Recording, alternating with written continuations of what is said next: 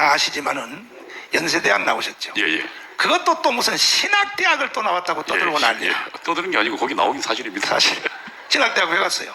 목사 되려고 갔죠. 목사. 예. 목사 되려고 간 놈이 어떻게 하여 언더스컬에 들어가가지고 세상에 한 청년 전대엽, 인종섭, 이인영을 가르치는 수괴가 됐단 말이야.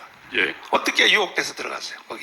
맨 처음에 들어가서 제가 배운 거는 이승만과 박정희에 대해서 박정희는 그 뭐 다나카 마사오인가라는 이름을 하면서 일제 관동군 장교였다. 그리고 이승만은 미제 약적이었다.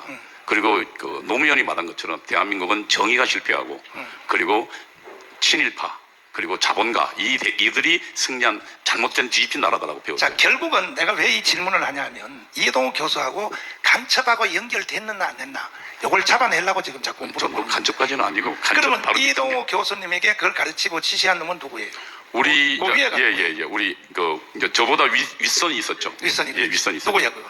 그 윗선으로 따라 올라가면 그거는 뭐 그 간첩하고 연결된 사람들. 자꾸 꼬리를 빼려고 윗선의 이름을 안 밝히려고 그러는데 좋아요. 그런데 그때 같이 동료들은 다 밝혔으니까 동료들은 뭐 같이 그때 활동했던 사람들이 누구예요 그러니까? 그러니까 이제 저랑 같이 당시 이제 전대협을 지하에서 지도하는 조직이 있거든요. 그러니까 임수경 북한 보낸 그렇지. 저를 연대사국장으로 이제 시켰던 그게 이제 그 조통그룹이 있었고 그다음에 반미청년회가 있어. 반미청년회는 뭐 조국이 아니 그 뭡니까? 아니 같이 활동했던 사람을 까라고. 꼼이라고 별명이 그랬는데 아. 연세대학교 화학과에 김병권이라는 친구가 있었습니다. 그 친구 부인이 노무현 때 제2부속실장이었습니다. 그다음에 이화여대 총학생장. 우상호하고는 어떤 관계? 상호는 제 밑에 있었습니다. 제가 우상호의 그러니까 총학생장인데 총학생의 지도책이었습니다. 제가 연세대학교 지하 조직의 책임자였거든요. 우상호가 그 한참 전성기 시절 때 그쪽에서 전성기 시절 때 저 미국 대사관을 불질러고 방화한 사건. 예, 미 대사관 점령 사건은 아니고요. 우상호는 그 말고 그 전에는 함은경이가 미 대사관 점령 사건이었고 우상호는 87년도에 연세대학교 총학생회로 다시 뭐 예를 들면 이한열 그때 영웅이었죠, 당시. 그러면은 이제 결국은 그 윗선에는 결국은 이제 내가 그 서경석 목사님한테도 물어봤거든. 예. 서경석 목사님이 김일성 부자의 사진을 걸어놓고 아침 저녁으로 절을 하고 이제 지하철에서 이렇게 했는데 간첩을 만났냐 했더니 솔직히 자기는 간첩을 만날 군번이 안 됐는데. 예, 저도 간첩 만날 군번 안 됐습니다. 네, 그래요? 예, 예. 근데 그 위에는 만나니까 100% 만났다. 당연히 있습니다. 그 위에가 바로 한명숙 총리의 남편. 예, 박성준입니다. 박성준. 저는 박성준하고는 3년간 세미나를 같이 했습니다. 그래서 그때 박성준과 1대1로 배웠습니다. 박성준도 10년 깜방 살았죠. 10년 좀 넘었습니다. 넘었어요. 예. 그 사람들은 뭐 간첩하고 같이. 아니, 당연히 간첩이죠. 박성준이 신영복 바로 직계입니다. 서울대. 근데 그 사람의 마누라가 바로 총리를 했으니. 그럼요. 한명숙 총리를 했으니. 간첩의 남편이 총리를 했으니. 그러니까 이제 목사님 그때 한명숙이 감옥 갈 때 수뢰 사건이거든요. 근데 당시 민주당 국회의원 거의 50명 이상이 거기에 간첩 그 감옥에 떴습니다. 그 이야기는 대한민국을 장악한 것은 통역당이거든요. 그렇지. 그러니까 통역당이 누굽니까? 그 박성준이고 아시지만 문재인 정권 때 인사수석, 인사비서관이 그 박성준이가 직접 장악했던 참여연대 소속 사람이었습니다. 그러니까 그렇지. 박성준이 인사를 쥐고 있었던 얘기입니다. 그러니까 문재인 정부 때 청와대 사람들은 뭐 박성준이 지도책이었습니다. 엄청난 사람들이 간첩이 다 들어가. 대한민국 수령했다는 얘기를 저는 할 수 있습니다. 자, 근데 이 한명숙이가 총리할 때 나는 기도하는 사람이기 때문에 일반 사건도 예리하게 보거든요. 봤더니 마누라는 총리를 하면 총리가 경찰을 지휘하거든요. 그렇죠. 지휘하는데 남편은 평택의 주한미군 앞에 가서 주한미군 물러가라고 데모를 하더라고 박성준이가. 예. 내가 그래서 저녁에 만나면 둘이 뭔 말을 할까? 자, 총리는 경찰을 데리고 진압을 하고 남편은 주한미군 물러가라고 평택에서 데모를 하는데 둘이 그거 짜고 구슬 치는 거 아닙니까? 짜고도 치는 겁니다. 박성준은 제가 3년간 공부했는데 그 당시 소련이 무너지는 절망적 상황에서 뭘 했냐면 이동지 우리 혁명에 대한 열정은 절대로 없어지면 안 됩니다. 북한이 지금 어렵긴 하지만 그러나 이것을 두고 위대한 수령의 지침에 따라서 주체혁명 기필코 이루어진다고 저한테 가르쳤거든요. 그러니까 박성준은 머리끝부터 발끝까지 빨갱이고 주사파고 공산주의자입니다. 근데 그 사람 남편이 바로 한명숙이라고. 그 부인이요. 부인이요. 예. 그럼 그 간첩 가족 아닙니까? 간첩 부부죠. 그리고 한명숙은 박성준한테 포섭된 사람입니다. 그러니까 사실은 그 서열을 보면 박성준의 예를 들면 지도를 받던 사람이 한명숙이거든요. 그 나중에 결혼한 거거든요. 그다음에 이제 뭐 저 경기에서 교육감 했던 그 가짜 목사. 예. 그 누구야? 이재정인가요? 이재정. 예. 뭐 이 사람들이 뭐 다 거의 간첩 수준까지 간 사람들 아니에요? 그러니까 간첩의 영향력 하에서 간첩에 조정받는 사람들. 그러니까 그걸 공산당 용어로는 프락션 한다 그럽니다. 그러면은 이인영에 대해서 이야기 한번 해봐요. 통일부. 이인영은 그 반미청년회 사람입니다. 반미청년이라는 건 뭐냐면 87년도, 86년도에 건대 사태가 무너지고 당시 이제 그 경찰이 전부 다 그 주사파를 장악하게 잡았거든요. 근데 그때 살아남은 사람들이 그러니까 그 각 대학의 연락선들입니다. 그 연락선이 그 책임자가 조혁이었습니다. 그 고려대학교요. 그 조혁의 밑에서 총학생회장으로 키워진 친구입니다. 그 모든 세력들은 다 북한의 그럼요. 지휘를 받았다고. 그럼요. 그리고 그런데 매일 김일성 그 수령에 대해서 충성 맹세하고 그리고 그 김일성 방송을 매일 듣던 사람들입니다. 매일 듣는 사람 임종석에 대해서. 임종석은 거기는 더 말 나리 없이 비서실장 임영석. 임종석이는 제가 본래 그 주사파들은 총학생회장이나 이런 지도부를 그 선거로 뽑는 게 아니고 이미 1년 전 6개월 전부터 미리 선발합니다. 선발해서 미리 훈련을 시켜요.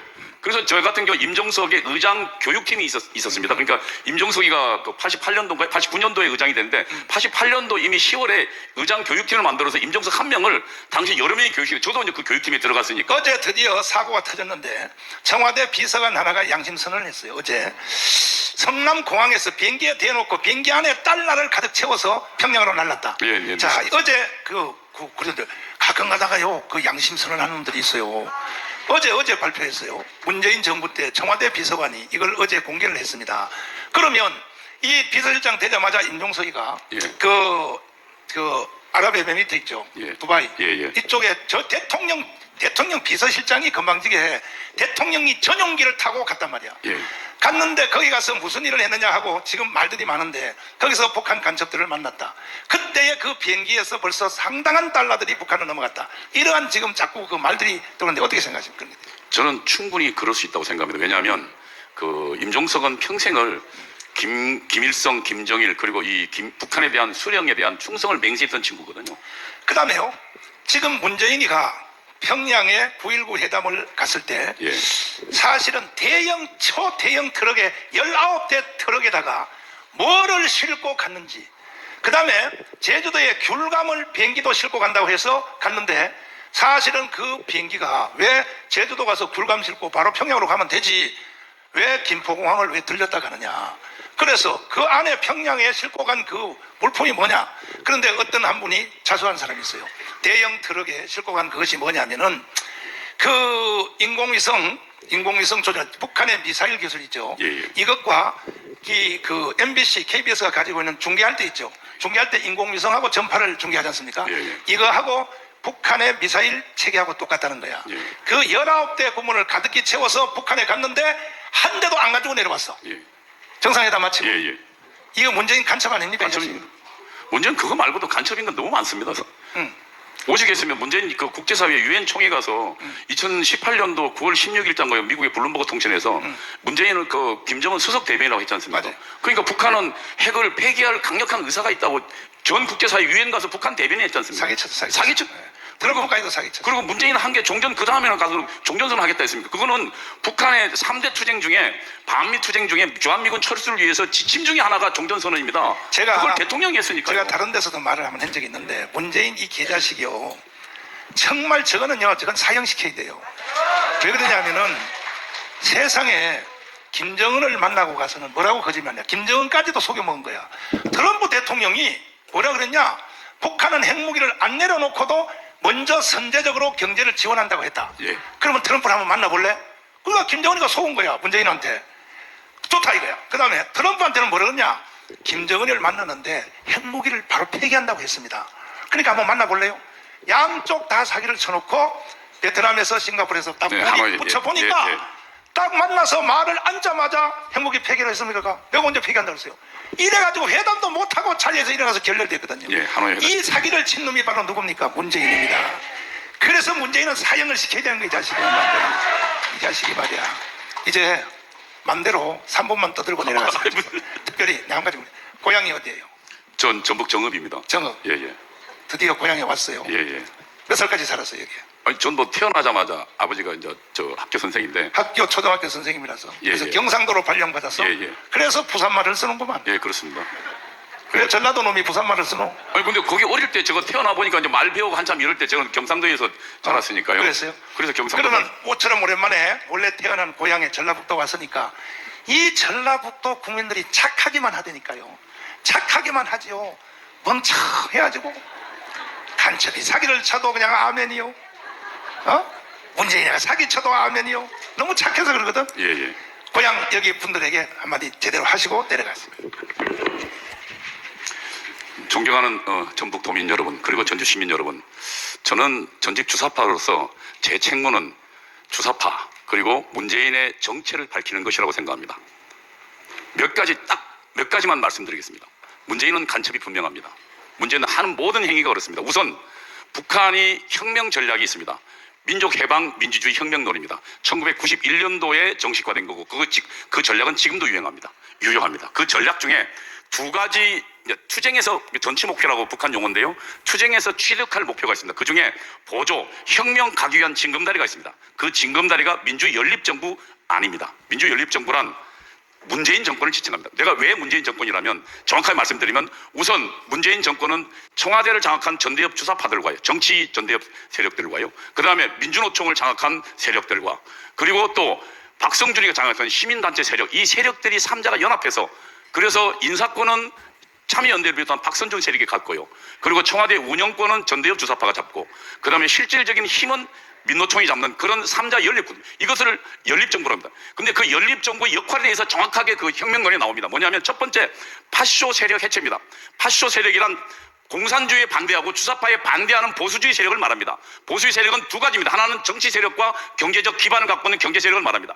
정치 세력이란 보수주의, 보수 정당과 보수 관료 공무원들을 말합니다. 문재인 정권 잡자마자 뭐 했습니까? 온 전 부서에 그리고 방송, KBS, MBC, YTN까지 전부 적폐청산위원회를 만들었습니다. 여러분, 적폐청산위원회인가 파쇼 해체위원회를 만든 겁니다. 그리고 거기서 뭐 했습니까? 보수주의에 열심히 했던 사람들을 전부 애국자들을 속간했습니다. 그래서 그들을 전부 감옥 보내고 전부 다 그 자리에서 퇴출시켰습니다. 그 중에 우리가 아는 대통령 2명이 감옥 갔습니다.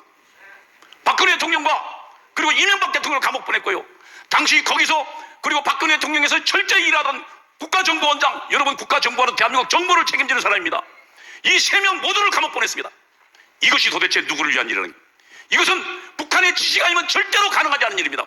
문재인은 그 일을 앞장서서 해냈기 때문에 문재인은 그 대통령 자체가 북한의 혁명 전략을 수행한 그리고 민주연립정부의 역할을 수행한 간첩이었다는 것을 저는 분명히 말할 수 있는 것입니다. 여러분, 다음으로 문재인 정부 때 또 뭐 했습니까?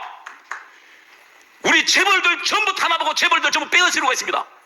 그러나 재벌들이 저항하면서 그것은 하진 않았지만 여러분 아시다시피 삼성 이재용, 지금 대한민국 법인세 그 회사 하나가, 삼성전자 하나가 15% 20%를 우리나라 전체 법인들의 세금을 담당하고 있습니다. 그 삼성전자를 그 애국자인 이재용을 업어줘도 못할 판국에 그걸 2번 다 감옥 보냈습니다. 그게 북한의 혁명론이 나오고 북한 지령이 나옵니다. 그리고 나중에 그 두 번째 민주연립정부 기능 중에 하나가 파쇼 세력 해체하고 두 번째가 사회정치생활민주화인데 말은 그렇다지만 얘기 들으면 혁명 기반을 조성하는 겁니다. 그래서 국가보안법 완전히 무력화됐습니다. 우리 아이들요 촛불하고 나와가지고 뭐 했습니까? 공산혁명이 답이라고 해도 누구도 감옥 안 보냈습니다. 그리고 또 그 다음에 감옥 들어간 이석기나 이슬을 애국자라고 해서 결국 석방시켰습니다. 그리고 여러분 마지막 남은 국가정보는 무력화됐고요, 경찰 무력화됐고 마지막 군 정보기관 남아있는 보안사 해체시켜버렸습니다. 그리고 보안사에 30년간 간첩 잡는 걸 특정화했던 그런 사람들 전부 어디로 보내서 일선부대로 다 보내버렸습니다. 이것이 문재인이 간첩이라도 확실한 증거입니다. 여러분, 저는 북한의 남조선 혁명의 앞잡이였던 문재인은 반드시 구속시켜야 한다고 생각합니다. 김대중 그리고 문재인으로 이어지는 대한민국의 북한의 혁명의 앞잡이들, 저는 적어도 전라도가 일어나야 이들을 뒤집을 수 있다고 생각합니다. 그들의 정체를 보다 분명히 알아야 됩니다. 한마디만 외치겠습니다. 남조선 혁명의 앞잡이 문재인을 구속하라! 구속하라! 구속하라! 감사합니다.